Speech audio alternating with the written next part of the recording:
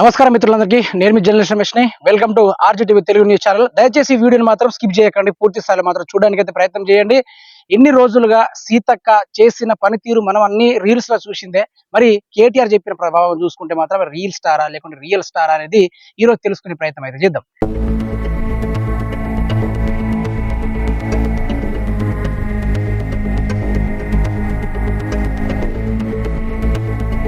మనం ఈ రోజు అయితే మొట్టుగూడెం దగ్గరలో ఉన్న ప్రాజెక్ట్ నగర్ గ్రామానికి చెందిన మేడారం దగ్గరలో ములుగు జిల్లాకి సంబంధించిన ఈ ప్రాజెక్ట్ నగర్ ఏదైతే ఉందో, రాకపోకలకి మొట్టుగూడెంకి పోవాల్సిన రాకపోకలకి ఉన్న ఈ వంతెన అయితే ఉంది. ఇది పోయినసారి వర్షాకాలంలో అయితే పూర్తి స్థాయిలో భారీగా వరదలు రావడంతో ఈ బ్రిడ్జి దగ్గర నుంచి బ్రిడ్జి పై నుంచి నీళ్లు పోవడంతో ఇటు సైడ్ అయితే పూర్తి స్థాయిలో నీళ్ళు అనేది ఎట్టుమెట్టమై కొట్టాడంతో పూర్తి స్థాయిలో కొట్టుకుపోవడం జరిగింది. దీనివల్ల ఈ మొట్టుగూడెంలో ఉన్న ప్రజలకి తినడానికి తిండి కూడా దొరకని పరిస్థితి ఉంది. ఆ రోజుల్లో సీతక్క జస్ట్ అక్కడికి వెళ్ళి చూసిన పరిస్థితి మాత్రమే ఉంది.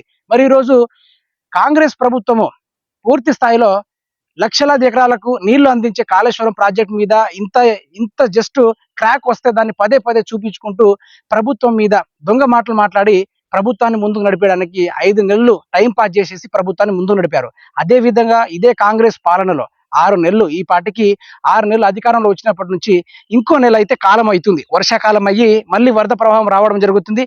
ఇదే దగ్గర చుట్టుపక్కల ఉన్న మొట్టుగూడ గ్రామం అయితే ఉందో, ఇక్కడ నీళ్లు బాగా ప్రవహిస్తే మాత్రము ఈసారి పూర్తి స్థాయిలో మీరే చూడొచ్చు, అక్కడ చూడండి. ఈసారి నీళ్లు వస్తే కనుక పూర్తి స్థాయిలో ఈ ప్రభావం మొత్తం కొట్టుకుపోయే అవకాశం ఉన్నది. మళ్ళీ ఈ దగ్గర దగ్గర 3 నెలల దాకా ప్రవాహం చేసే అవకాశం ఉంటది. ఇలా ఉండడం వల్ల దగ్గరలో ఉన్న ప్రజలకు తిండి కూడా దొరకని పరిస్థితి. మరి సీతక్క ముచ్చట పరంగా చూసుకుంటే మాత్రము నేను ఇంత కష్టపడ్డాను, కేసీఆర్ ప్రభుత్వం నాకేం సహకరించలేదు అన్నట్టుగా మాట్లాడింది. మరి కేసీఆర్ ప్రభుత్వము ఇన్ని వేల కోట్ల రూపాయలు బ్రిడ్జిలు కట్టడానికి ఫండ్స్ ఇచ్చినప్పుడు కనీసం ఈ రోడ్డు నడవడానికి కూడా పనికిరాని పరిస్థితులు అయితే పూర్తి స్థాయిలో నెలకొల్పబడి ఉంది. మరి అదే విధంగా ఈ ప్రభుత్వం వారు చూసుకుంటే కాళేశ్వరం కూలింది, కాళేశ్వరం కూలింది, కాళేశ్వరం కూలడం వల్ల రాష్ట్రమే ఆగమైపోయింది, రాష్ట్ర రాజకీయాలే తగలబడిపోయింది, రాష్ట్రం మొత్తం కాళేశ్వరం ప్రాజెక్టు మీదనే అప్పుల పాలు దివాల పాలు తీసి అవ్వడం జరిగిందని సీతక్క మాటలు కానీ, రేవంత్ రెడ్డి మాటలు కానీ, బట్టి విక్రమార్క మాటలు కానీ, మంత్రులు, ఉప మంత్రులు, అదే విధంగా ఎమ్మెల్యేల పరంగా చూసుకుంటే ఈ విధంగా అసెంబ్లీలో చర్చలు నడిపింది మనం అందరం చూసిందే. మరి ప్రజలకు ఇబ్బంది కలిగే ఇటువంటి బ్రిడ్జిలే కావచ్చు, రేపు మనమే ఒక ఊహించుకుంటే నార్మల్ వర్షం పడితేనే మన ఇంటి ముందు వరద వస్తే మరి ఇటువంటి పేద గ్రామాలకు వెళ్ళడానికి వేసిన ఒకే ఒక వంతెనకి ఇటువంటి పేద బొక్కబడడం ఇది ప్రభుత్వానికి అవపడతలేదా? ఇటువంటి పెద్ద బొక్కబడి ఈ సైడ్కున్న ఏదైతే సపోర్టర్ బ్రిడ్జికి సైడ్కున్న వాల్ ఏదైతే ఉందో అది పూర్తి స్థాయిలో కూలి నేల కానిపోవడం జరిగింది. మరి ఇది ప్రభుత్వానికి అవపడలేదా? ఇక్కడ దగ్గరలో ఉన్న ఏదైతే V6 మీడియాలు, HMTV మీడియాలు, మిగతా తదితర కాంగ్రెస్ పార్టీకి పనిచేస్తున్న కొన్ని మీడియాలు ఏవైతే ఉన్నాయో ఆ మీడియాలకు కాళేశ్వరం ప్రాజెక్ట్ చిన్న క్రాక్ అవపడితే పదే పదే 5 నెలలుగా చూపెట్టిన ఈ ప్రభుత్వము మరి ఇది వాళ్ళకు అవపడలేదా అనేది ఈ ప్రభుత్వాన్ని నేను ప్రశ్నిస్తా ఉన్నాను. అదే విధంగా ఇప్పుడు సీతక్క గారు అయితే అడవుల్లో గిరిజనులు బ్రతకాలంటే ఆకులు, అలుమలు, పండ్లు ఇవి తెంపుకొని బ్రతికే స్థాయిలో ఉన్నప్పుడు ఏ ప్రభుత్వం కూడా గత ఇందిరమ్మ కాలం నుంచి చూసుకుంటే, ఆ కాంగ్రెస్ పాలన చూసుకుంటే, బీఆర్ఎస్ పాలన చూసుకుంటే, బీఆర్ఎస్ పాలన అంతో కొంత ఈ వంతెన రావడం జరిగింది. ఇది బీఆర్ఎస్ ప్రభుత్వం హయాంలో ఉన్నప్పుడు జరిగింది. మరి దీన్ని సీతక్క ఇప్పటిదాకా పట్టించుకోలేని పరిస్థితి. అదే విధంగా చూసుకుంటే పోయిన వర్షపాతానికి తగ్గట్టు చూసుకుంటే మినిమం మనం వర్షాన్ని ఈ మీటర్ల ఆ మీటర్లో కొలుసుకుంటాం, కానీ పూర్తి స్థాయిలో మనకు ఆ చెట్టు ఏదైతే పడుతుందో ఆ చెట్టంచు వరకు నీళ్లు పోయింది.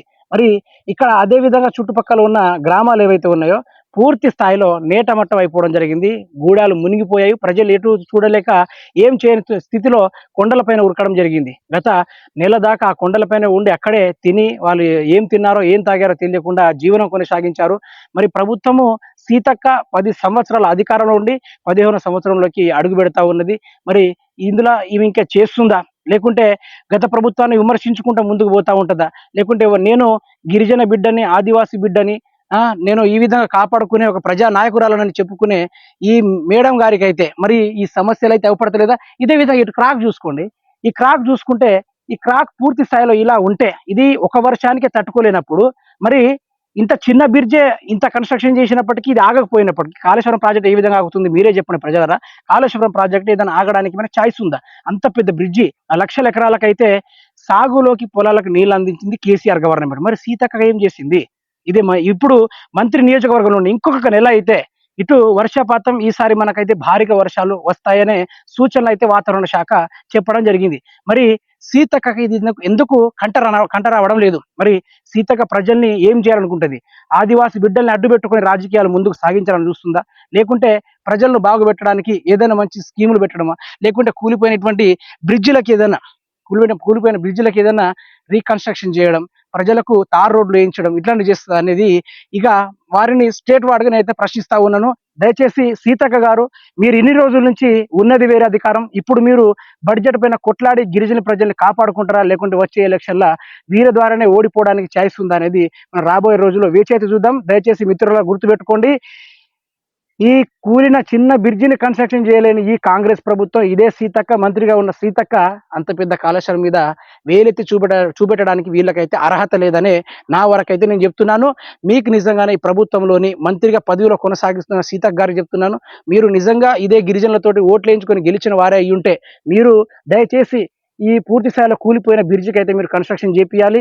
ఇక్కడలో మట్టుగూడెంలో ఉన్న గ్రామానికి అయితే మీరు ఎట్టి పరిస్థితుల వారికి సహాయం అందించాలనేది ఈ ఆర్జీటీవీ నుంచి జర్నలిస్ట్ రమేష్ గా నేనైతే వేడుకుంటున్నాను.